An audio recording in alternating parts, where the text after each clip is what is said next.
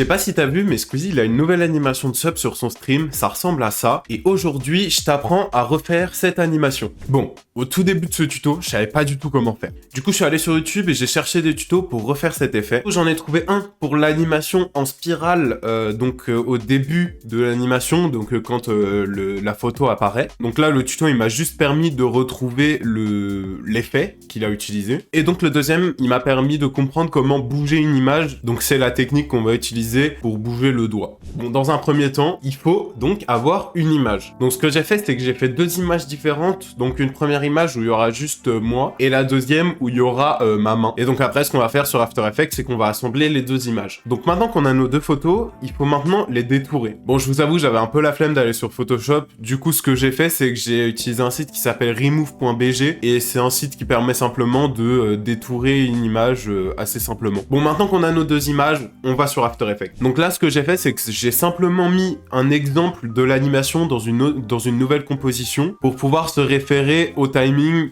de l'animation. Ensuite, on crée une nouvelle composition. Donc ici, on va créer un carré parce que notre animation, elle va être dans un carré. Donc j'ai mis 1080 par 1080, mais vous mettez ce que vous voulez. Et ici, chose assez importante, il faut se mettre en 60 fps parce que mon exemple, il est en 60 fps. Donc, du coup, pour copier-coller les timings, ce sera plus simple. Bon, maintenant, ce qu'on va faire, c'est qu'on va mettre donc nos deux images. On va les agencer au mieux pour que ce soit le plus ressemblant à ce qu'on veut comme résultat. Donc maintenant, on désaffiche notre main. Et ce qu'on va faire, c'est qu'on va faire l'effet de tourbillon donc au début de l'animation. Donc pour ça, il suffit d'aller dans les effets et d'aller chercher tourbillon. Donc ici, l'effet, il est assez simple à prendre en main. Il faut faire attention à bien mettre le centre au centre de notre image ou sur notre tête ou où on veut. Et maintenant, on n'a plus qu'à animer l'angle. Donc ici, pour les timings, je me réfère donc à l'animation de base. Comme ça, je sais exactement combien de temps l'image tourne. Maintenant, ce qu'on va faire, c'est qu'on va faire arriver notre main. Donc elle va arriver du bas de notre composition et elle va monter comme ça.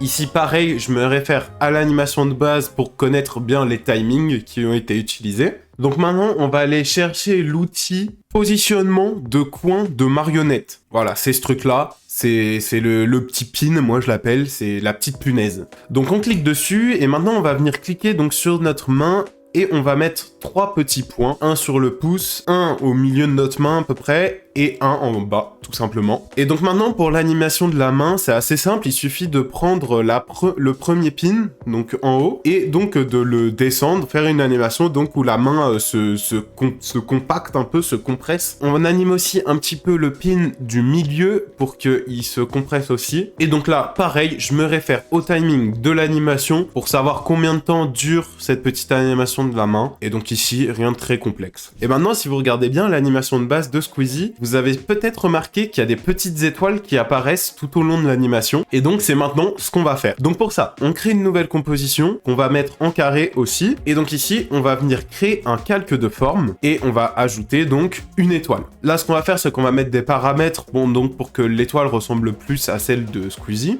Donc ce qu'il faut, c'est mettre 4 coins, il faut arrondir un petit peu. Bon, vous recopiez les paramètres que j'ai mis et ça ressemble à celle de Squeezie. Maintenant, ce qu'on va faire, c'est qu'on va juste faire l'animation de l'échelle, donc de l'étoile. Donc ce qu'on va faire, c'est qu'on va la faire, elle va partir de 0, elle va grandir un petit peu et elle va se rapetissir. Et aussi, ce que j'ai fait, c'est donc que j'ai mis un effet de glow. Et donc en français, ça s'appelle lueur diffuse. Donc voilà, c'est un petit effet en plus. C'est toujours sympa, avoir des petites étoiles qui brillent, c'est quand même un peu cool. Du coup voilà, on met l'effet, on joue un peu sur le rayon et on a un truc sympa. Ce que j'ai fait aussi, c'est que j'ai animé la lueur diffuse parce que quand l'étoile, elle était assez petite, donc dans son animation, je trouvais que le glow était trop gros. Donc en fait, ce que j'ai fait, c'est que quand l'étoile est à 0 en échelle, et bah la lueur diffuse sera en rayon 0 et donc quand elle est au plus grand, la lueur diffuse sera maximale et donc pareil quand elle se rapetissit, on remet un point où donc la lueur diffuse est à 0. Je sais pas si c'est clair, mais en gros j'anime pour pas que ce soit trop chelou. Et donc maintenant qu'on a nos deux compositions distinctes, ce qu'on va faire c'est qu'on va les réunir sur une seule composition. Donc ici je l'appelle composition finale, donc c'est un carré aussi. Et ici on va venir mettre nos deux compositions différentes. Et maintenant ce que je vais faire c'est que je vais dupliquer ma composition avec les étoiles et je vais les placer un peu où je veux, un peu aléatoirement. Je vais aussi donc modifier l'échelle, donc certaines je vais les mettre en échelle 10,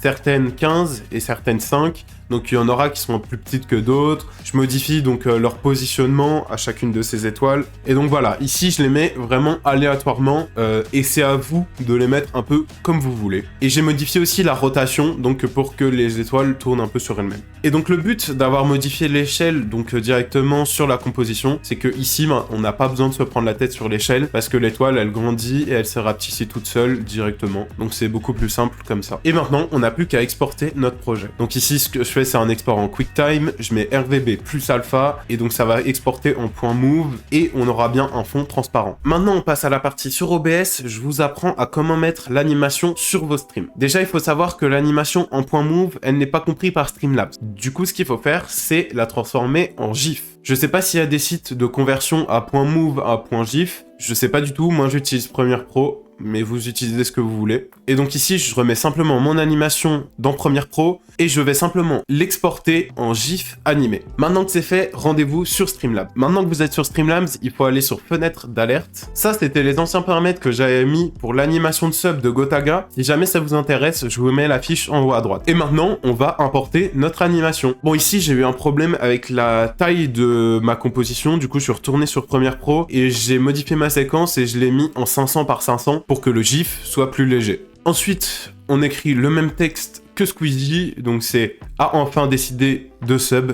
virgule, merci, point d'exclamation ». Sur la durée de l'alerte, on met 6 secondes. Retard du texte, on met 0 secondes. Le son, on n'en met pas. Ici, pour la police, je crois il a utilisé genre Arial, mais je sais pas pourquoi, j'ai pas réussi à trouver Arial. Du coup, j'ai choisi une autre police, mais vous mettez ce que vous voulez. Donc moi, j'ai mis Anufa. Ensuite, couleur du texte, on met en blanc. Et couleur de surbrillance du texte, on met en jaune. Après, je crois il y a d'autres couleurs selon si c'est resub ou quoi. Mais nous, on va pas trop s'en occuper pour l'instant. Ce sera juste l'animation de sub et c'est en jaune. Mais ensuite, la galère, c'était que je voulais que le texte s'affiche donc sur l'image, mais en bas de l'image. Et donc pour ça, il n'y a pas le choix, il faut aller dans le code. Et plus précisément, il faut aller dans le CSS. Et là, j'ai fait ce que n'importe quel humain raisonné aurait fait à ma place. Donc pour faire du code, c'est tout simplement aller sur ChatGPT. Du coup, dans le CSS, il faut aller à cet endroit-là, où donc il y a marqué alerte message, virgule alerte user message. Ce qu'il faut faire, c'est mettre position absolue, top 90%, 93% c'est encore plus fidèle à l'animation de Squeezie. Et donc ce qu'on fait, c'est qu'on met left 50%. Et là, je pourrais pas vous l'expliquer, mais c'est ce que ChatGPT m'a dit de mettre, et ça fonctionne.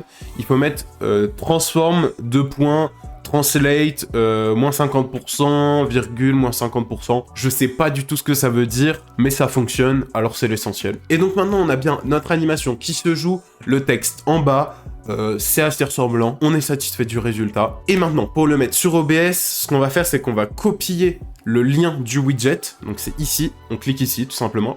Et maintenant sur OBS, ce qu'on va faire, c'est qu'on va créer une source navigateur web et on va venir tout simplement coller le lien. Maintenant, ce qu'on fait, c'est qu'on va sur Streamlabs, on fait test et on fait abonnement pour que ça envoie une fausse animation d'abonnement. Là, il faut modifier un peu la taille de la fenêtre, donc en largeur, parce que en fait le texte il s'affichait bizarrement. Et voilà, c'est fini. Maintenant vous avez l'animation sur vos streams qui se jouera dès qu'un sub sera lâché. Merci beaucoup d'avoir regardé cette vidéo, j'espère qu'elle vous a plu. N'hésite pas à liker, à t'abonner, à commenter. Si tu fais tout ça, franchement c'est génial, merci beaucoup. En tout cas, on se dit à la semaine prochaine. Bisous.